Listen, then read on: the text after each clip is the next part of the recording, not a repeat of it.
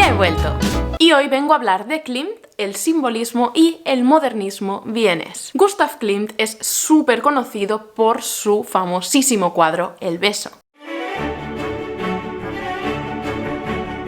Y también por la cantidad ingente de color dorado que utiliza en sus obras. Son varias las pinturas suyas que se encuentran en merchandising de todas partes, y es que en todas las tiendas de museo encontrarás todo tipo de artilugios con cuadros de Klimt allí impresos, y es que es increíble en todas partes.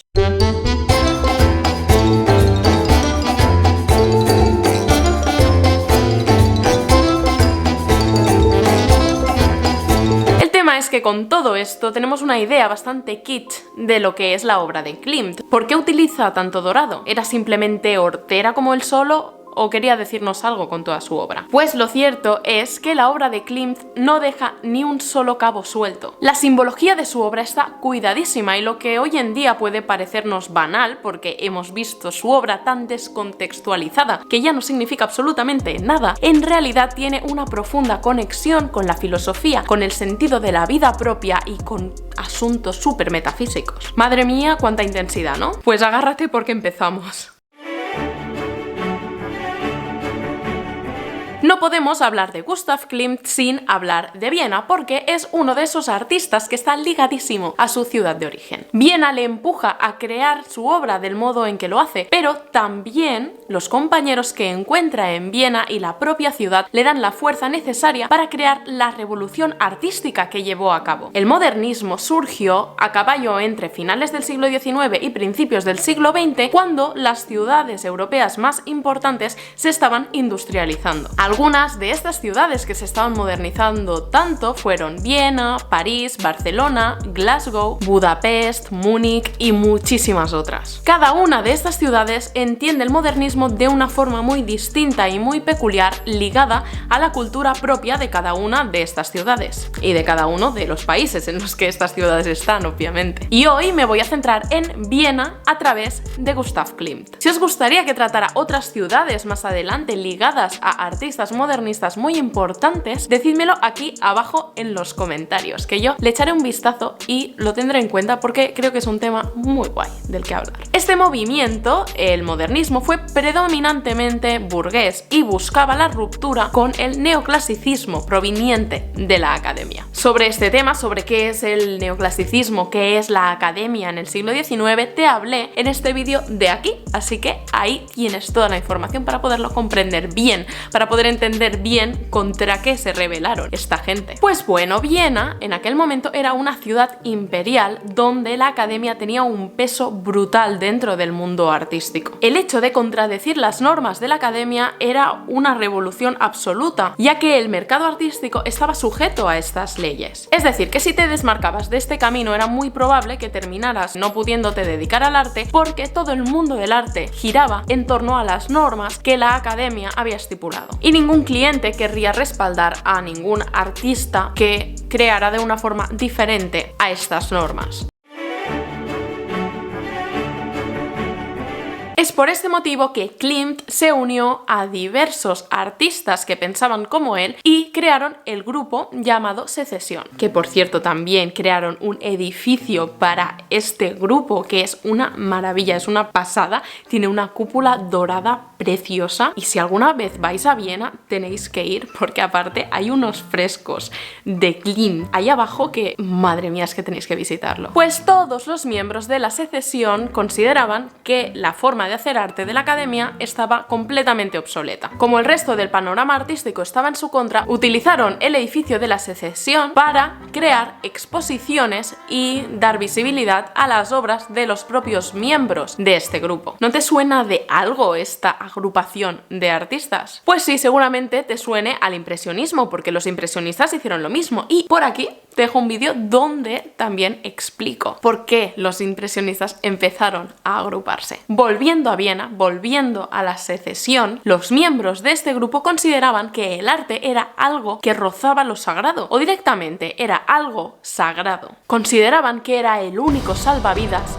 para el naufragio del racionalismo moderno. Ya os digo yo que eran unos intensos esta gente. Con la perspectiva de un siglo de distancia consideraban que la Ilustración había fallado y que el arte debía servir como motor de búsqueda del sentido de la vida y de la muerte, del amor y de todo aquello que marca la existencia humana. Pero bueno, ten en cuenta que todos estos rasgos tan intensos, tan desgarradores, no son una característica del modernismo en general. Ya os lo he dicho, cada ciudad tiene sus propias características. Y en cuanto a artistas, sucede exactamente lo mismo, y es que Klimt era ante todo simbolista. Y el simbolismo surgió como reacción al impresionismo y al realismo del siglo XIX. Tanto el realismo como el impresionismo plasmaban situaciones cotidianas que pasaban en el día a día y lo transportaban al arte. De este modo, rebajaban el arte de este pedestal en el que estaba puesto. Y sobre todo en cuanto al realismo, también servía como una especie de denuncia social, mostrando toda la pobreza y toda aquella parte de la sociedad que por la modernización pues estaba quedando excluida. Pues bueno, el simbolismo no estaba de acuerdo con que el arte debiera servir a este propósito. El arte para los simbolistas debía servir como algo sagrado, como ya he dicho, y debía servir para darle sentido a la vida. No podía estar representando pues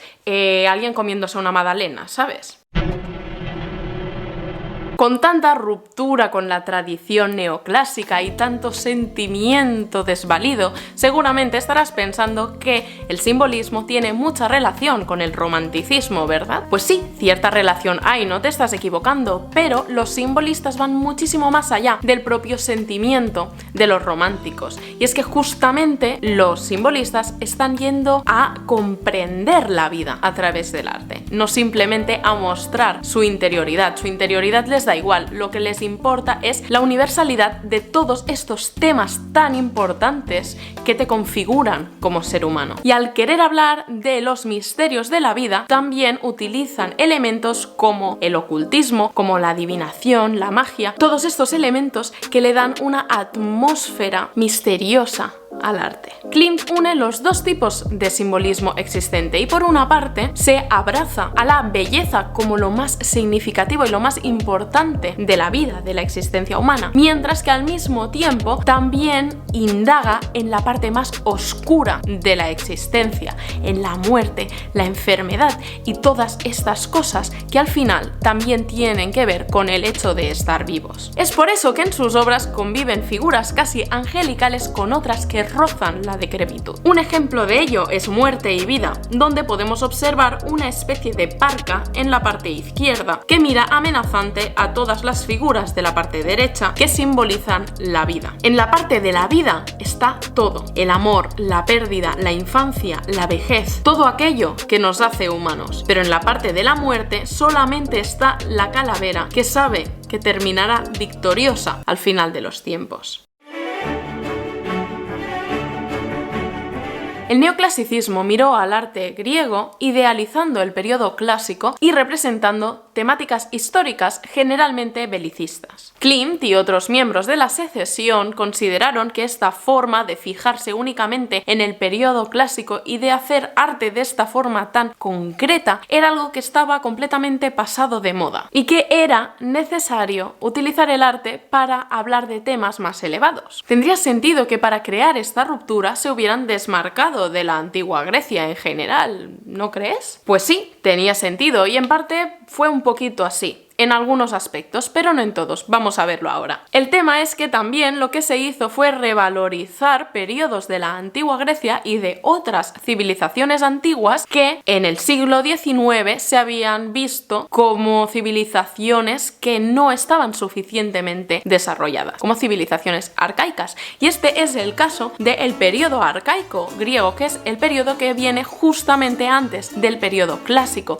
este periodo que tanto idealizaron en el neoclasicismo. Si quieres comprender bien cuáles son las diferencias entre los tres periodos principales del arte griego, puedes ver este vídeo de aquí, donde lo explico todo súper claramente. De este modo, Klimt mantuvo un fuerte lazo con la civilización griega, pero lo hizo de una forma muy particular y muy distinta a lo que el mundo artístico estaba acostumbrada hasta el momento. Una de las piezas literarias que le hizo tomar este punto de vista fue El nacimiento de la tragedia de Nietzsche, donde se analizan estudian los orígenes rituales del teatro griego a través de un punto de vista filosófico. Se puede ver esta influencia de Nietzsche en su fresco El altar de Dionisio, que se encuentra en el Burgtheater de Viena, donde homenajea el origen artístico de las primeras civilizaciones occidentales, reclamando su importancia. El programa iconográfico del Burgtheater de Viena está basado en darle valor al teatro en toda la historia occidental. Entonces, este fresco en concreto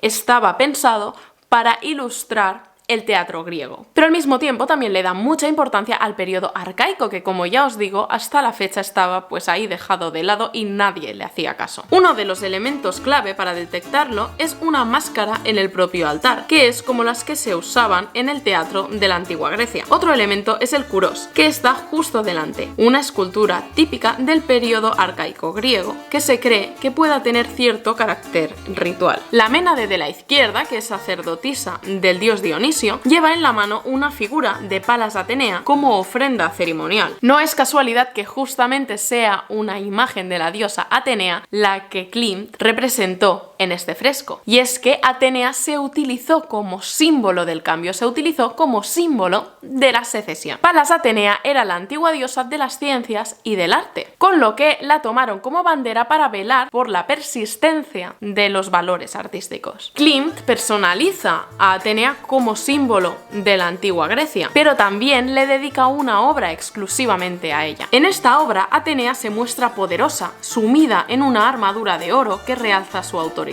Detrás de la gran máscara aparecen sus ojos hipnotizantes, que anuncian que un enfrentamiento con ella no resultará de forma agradable. Este statement es el que los miembros de la secesión querían hacer por encima de todo. Por eso también Klimt utiliza la imagen de la Medusa en la armadura de Atenea, un personaje mitológico que convierte en piedra a todo aquel que se atreva a desafiarla. Tanto Atenea como la Medusa se utilizaron como símbolos de la secesión, un movimiento artístico que pretendía romper con todo lo que se concebía como arte antes de ellos. La mujer desnuda que hay en la mano de Atenea también es un símbolo de este nuevo arte. Se trata del Nuda Veritas, que simboliza la posibilidad de acceder a la verdad a través del arte.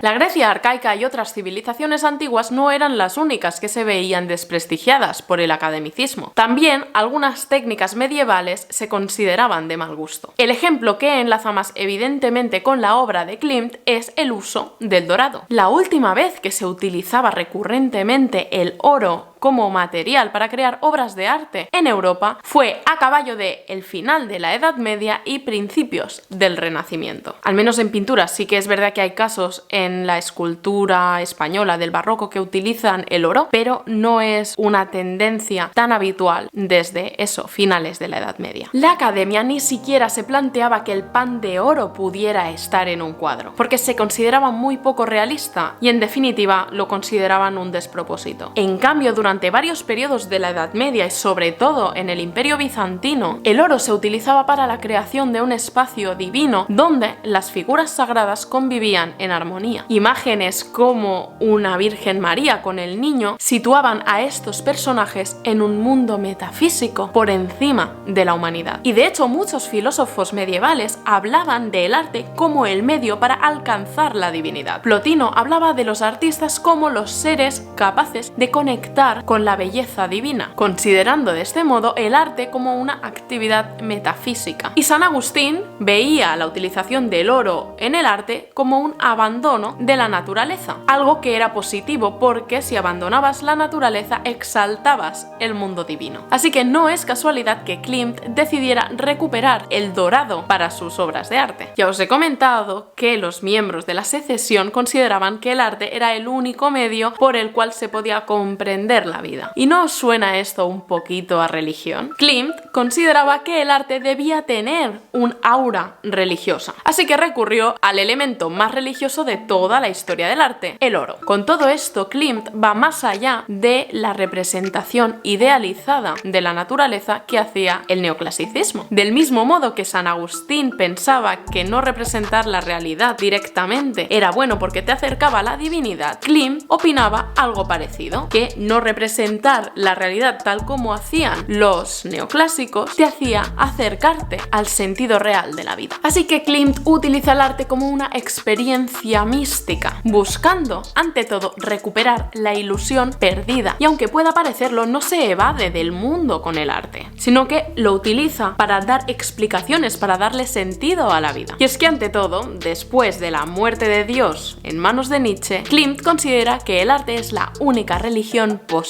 en la modernidad. Creo que la pregunta que he lanzado al principio del vídeo se responde por sí sola. No, Klimt no era para nada un artista superfluo que utilizara el dorado únicamente para decorar. Detrás de su obra hay un estudio filosófico muy detallado y todos y cada uno de los elementos que podemos ver en sus cuadros, en sus frescos, tienen un significado. ¿Qué te ha parecido este vídeo? Si te ha gustado, por favor déjame un like para que yo pueda saber que te gustan este tipo de vídeos y puedas seguir por esta línea. Suscríbete a este canal para no perderte ninguna de mis próximas publicaciones. Tienes aquí un botón donde puedes hacerlo y cuando lo hayas hecho ve a ver este vídeo de aquí en el que te hablo del romanticismo, otro movimiento artístico que también quiso romper con el neoclasicismo. No tardará en volver.